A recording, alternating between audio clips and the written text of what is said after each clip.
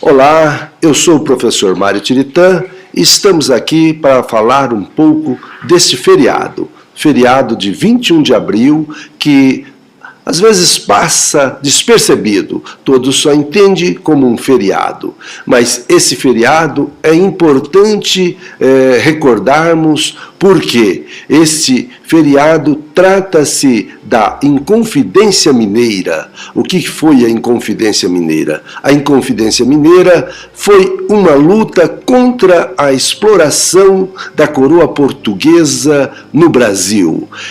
Nesta época, as pessoas estavam sofrendo com os excessos da coroa portuguesa, que já não queria somente aquele imposto de 20% do que arrecadava, mas sim uma cota que precisava ser enviado a Portugal. E, por isso, Tiradentes sai com esse movimento, não somente ele, teve os seus companheiros, mas a história acaba registrando apenas Tiradentes. E é importante porque ele marca um ponto essencial aonde é defendido os direitos das pessoas e também as suas liberdades. Porque vocês vejam que os acontecimentos de Tiradentes, eles são contemporâneos e na mesma época do que nós já falamos no vídeo anterior, que foi da Revolução Francesa. Veja que o acontecimento foi no dia 21 de abril de 1792. A Revolução Francesa se inicia em 1789. Vemos aí 3 anos de diferença, mas que ela continuava ainda existindo, porque a Revolução Francesa, como nós mostramos, ela é longa, ela não termina somente com um movimento. E assim nós queremos trazer luz, mas aqui, para o nosso Brasil, para as coisas que acontecem nos nossos dias, que é a questão da liberdade, a liberdade de escolha. E por quê? Por que nós estamos falando um pouco de Tiradentes? Porque nós queremos falar um pouco sobre democracia. E o que é democracia? Democracia, de acordo com o que nós estudamos e como vem democracia, seria o povo no poder, né? Que Demos, ele vem de povoado, ele vem de cidades, que era na Grécia Antiga, e a cracia, que é o poder. Então é o povo no poder. Mas como o povo no poder? Democracia poderia ser então dividido em fases diferentes. Por exemplo, a democracia direta é aquela onde realmente o povo pode opinar e está diretamente falando o que precisa ir agindo e as suas atitudes sendo ouvidas. Mas a outra democracia é a democracia indireta, ou melhor, a democracia representativa, que é, acho que a forma que é mais fácil de ser colocada, que é a nossa democracia. E como que ela é representativa? O povo elege um representante ou uns representantes e tem essa questão da representatividade.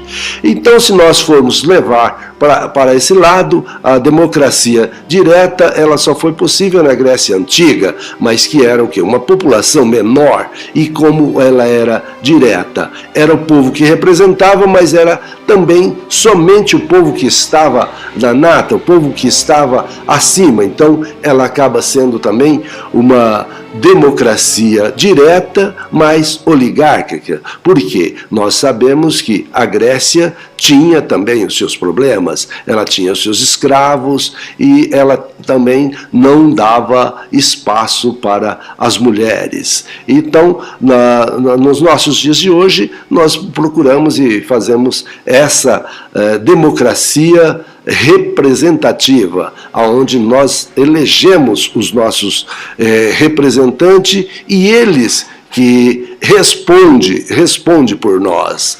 Então, nessa linha, e é esse o significado. Por isso, é necessário as eleições, porque sem as eleições, nós não temos como representar.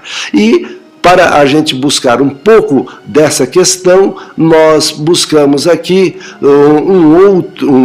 outra pessoa que buscou resgatar esta forma de pensamento. E quando? Em pleno governo totalitário. Por quê? Para a gente falar um pouco disso, nós teríamos que falar um pouco do Barão de Montesquieu. O Barão de Montesquieu, apesar de ser um homem da nobreza, ele vai ver como era difícil e como era complicado, porque o povo não tinha uma forma de se representar. Então, ele vai criar esta democracia das maneiras diferentes. E aí, como que ele forma? Ele vê que, sendo um poder somente, não dá certo. Então, é ele que é o mentor do que nós vemos hoje, que é, no caso dos três poderes. Ele vai dividir a administração em três poderes, como é a nossa administração hoje, né? Como nós falamos, esses três poderes são divididos em o poder legislativo, que é o que faz as leis, e o poder executivo, esse é o que executa todas as tarefas, as atitudes, desta forma. E o judiciário para julgar as leis. E dentro dessa esfera, os poderes são harmônicos, mas sem interferir um no poder do outro. Então, é nessa forma que nós vemos esta democracia. E aí nós vemos que as coisas têm que seguir esse rumo, porque se os poderes não respeitar o outro poder, fica complicado essa democracia. Mas é esta forma que nós entendemos. Então, nós vemos que Montesquieu buscou isso, e como Montesquieu era um francês, e ele já tinha conhecimento do que tinha acontecido na Inglaterra. A Inglaterra tinha sofrido a Revolução Gloriosa, onde a Revolução Gloriosa ela traz um outro parâmetro, porque ela continua com a monarquia, mas sem o poder absoluto. Ela traz um congresso, onde o congresso vai tomar as atitudes e a monarquia fica mais somente para garantia. E ele achava essa forma muito melhor do que a forma francesa, onde era absolutamente o poder concentrado na monarquia, concentrado no rei. Então, Montesquieu traz esta forma. Apesar de Montesquieu, que nasce ali em 1694, ele vai morrer em 1755, e nós, como nós falamos antes, a Revolução Francesa só vem 35 anos após a sua morte. Mas, com certeza, todos os envolvidos nela foram ver os escritos de Montesquieu, e isso levaram a essa questão. E se nós formos ver também, foi o que aconteceu aqui também, quando